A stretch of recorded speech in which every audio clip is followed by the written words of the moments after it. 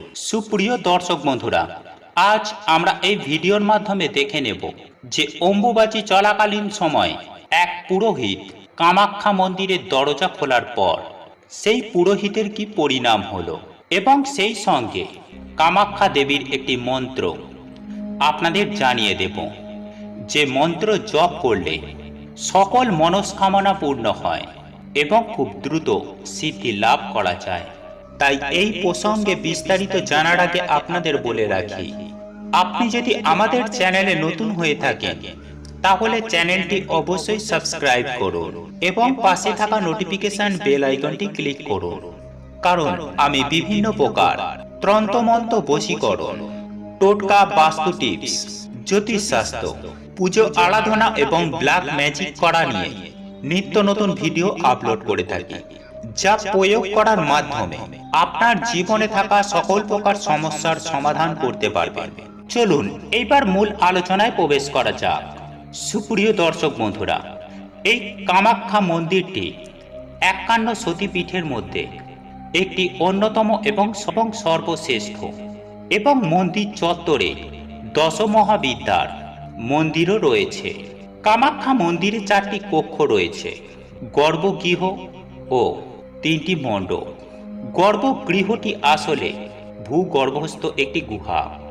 এটি ছোট ও অন্ধকারে আচ্ছন্ন।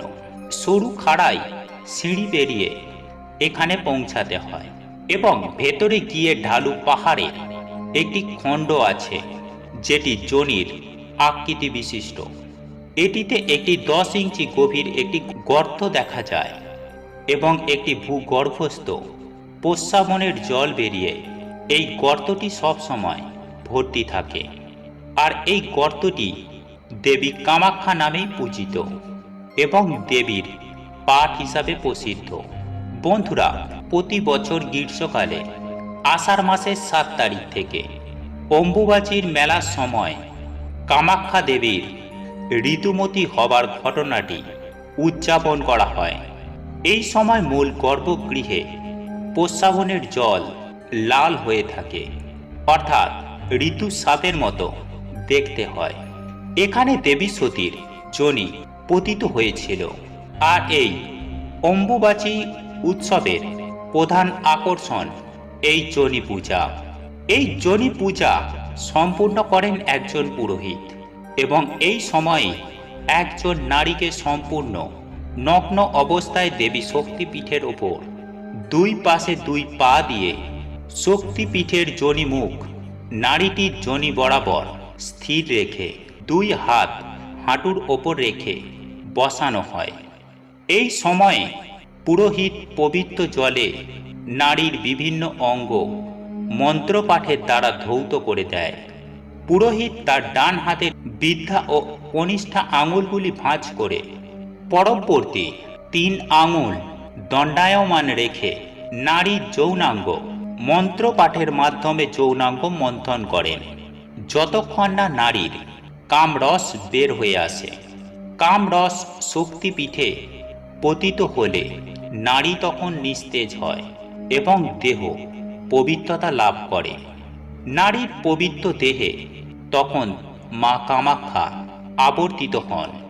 পুরোহিত তখন পরম ভক্তিতে মন্ত্রপাঠের মাধ্যমে নারীর যোনি পবিত্র জলে ধৌত করে দেন এবং নারীর যোনি বরাবর একটি প্রদীপ জ্বালানো হয়। এই সময় মন্দিরে উপস্থিত বিভিন্ন বয়সের প্রাপ্তবয়স্ক সাধারণ নারী ও পুরুষ ভক্তরা পূজা অর্চনা দিয়ে থাকেন। পূজা ও মন্ত্রপাঠ চলে দীর্ঘক্ষণ ধরে। একজন একজন করে ফুল চন্দন দিয়ে প্রণাম করে যান এবং উক্ত নারীটি তখন স্বয়ং কামাখ্যা মা। তখন তার ওপর মায়ের বিশেষ শক্তি আবির্ভাব ঘটে এবং তিনি ভক্তদের আশীর্বাদ করেন। যাই হোক বন্ধুরা, এই ছিল যোনি পূজার পদ্ধতি। কিন্তু আপনারা প্রত্যেকেই জানি যে এই অম্বুবাচী চলাকালীন সময় দেবী রজস্বলা হন এবং বছরের এই 4 দিন দেবী কামাখ্যা মন্দিরের দ্বার বন্ধ থাকে, কারণ তখন দেবী রজস্বলা থাকেন এবং সেই সময় দেবী কখনোই কাউকে দর্শন দেন না।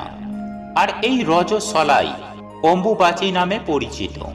এই সময় মায়ের মন্দিরে বা মায়ের জনি পাথরের ওপরে সাদা কাপড় বিছিয়ে মন্দিরের দ্বার বন্ধ করে দেওয়া হয় এবং 4 দিন পরে যখন ধুমধামের সহিত মন্দিরের দ্বার খোলা হয় তখন নাকি দেখা যায় সব সাদা কাপড় লাল রং ধারণ করে। শাস্ত্র মতে এটাই মানা হয়, দেবী যখন রজস্বলা থাকেন তখন কামাখ্যা দেবীর মন্দিরের পাশে ব্রহ্মপুত্র নদীর জলও লাল রং ধারণ করে। কিন্তু বন্ধুরা, এক পুরোহিত মায়ের প্রতি অবিশ্বাস রেখে স্বচক্ষে এই দৃশ্য দেখার ইচ্ছা প্রকাশ করেন এবং সেই ইচ্ছা থেকেই তিনি মায়ের মন্দিরের দরজা খুলে দেন এবং দেখার চেষ্টা করেন মন্দিরের ভেতর কি ঘটে। এবং পুরোহিত দরজা খোলার সাথে সাথে মায়ের মহিমায় এক দিব্য জ্যোতি আলোয় সেই পুরোহিতের চোখ অন্ধ হয়ে যায় এবং সেই সঙ্গে 24 ঘন্টার মধ্যেই তিনি মারা যান।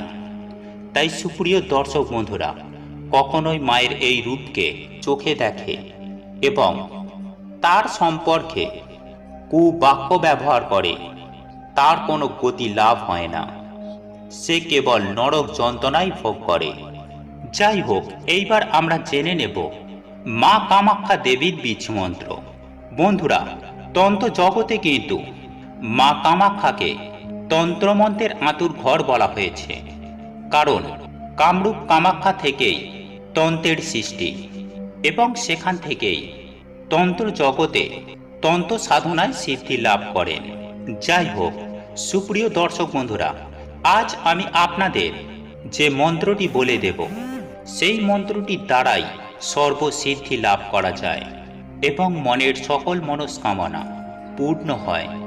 যারা মা কামাখ্যা দেবীর মন্ত্র জানেন না তারা এই মন্ত্রটি জপ করতে পারেন এবং যারা দেবী কামাখ্যার সাধনা করতে চান বা কামাখ্যা মন্ত্র জপ করতে চান অনায়াসেই আপনারা জপ করতে পারেন। বন্ধুরা, প্রথমেই আপনি এই মন্ত্রটি মন দিয়ে শুনুন। ওম হ্রিং হ্রিং ক্লিং ক্লিং কামাখ্যা কালিকায় নমঃ। ওম হ্রিং হ্রিং ক্লিং ক্লিং কামাখ্যা কালিকায় নমঃ। বন্ধুরা, খুবই ছোট্ট একটি মন্ত্র, তবে খুবই শক্তিশালী।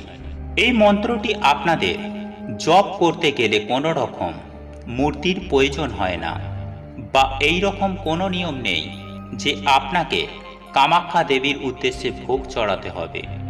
আপনারা মনে মনে যখন খুশি জপ করতে পারেন মা কামাখ্যাকে স্মরণ করে। বন্ধুরা, যদি আপনি মনে করেন যে মালা ধরে জপ করবেন তাহলে আপনারা আপনার ঠাকুর ঘরে আপনি মালা দিয়েও জপ করতে পারেন। তবে একটি জিনিস মাথায় রাখবেন, এই মন্ত্রটি 1-2 বার বা 100 বার বা 1000-2000 বার জপ করলে কিন্তু সিদ্ধি লাভ হয় না। কথায় আছে, জপে জপ সিদ্ধি।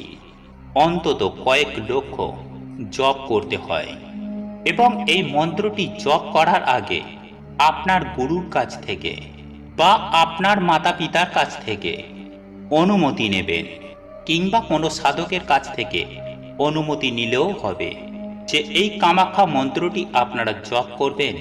আপনি অনুমতি দিন বা এই মন্ত্রটি আমি জপ করতে চাই, আপনি আদেশ দিন। বন্ধুরা, আপনাদের এই ভিডিওটি যদি পছন্দ হয়ে থাকে তাহলে ভিডিওটি লাইক করুন, কমেন্ট করুন এবং বন্ধুদের সাথে শেয়ার অবশ্যই করুন। মনে রাখবেন, আপনার একটি শেয়ার অনেক মানুষকে উপকৃত করতে পারে। এবং আপনি যদি নতুন হয়ে থাকেন তাহলে চ্যানেলটি অবশ্যই সাবস্ক্রাইব করবেন এবং পাশে থাকা নোটিফিকেশন বেল আইকনটি ক্লিক করবেন এইরূপ নিত্য নতুন ভিডিও সবার আগে দেখার জন্য। ঈশ্বর আপনার মঙ্গল করুক। আপনি সুস্থ থাকুন, ভালো থাকুন।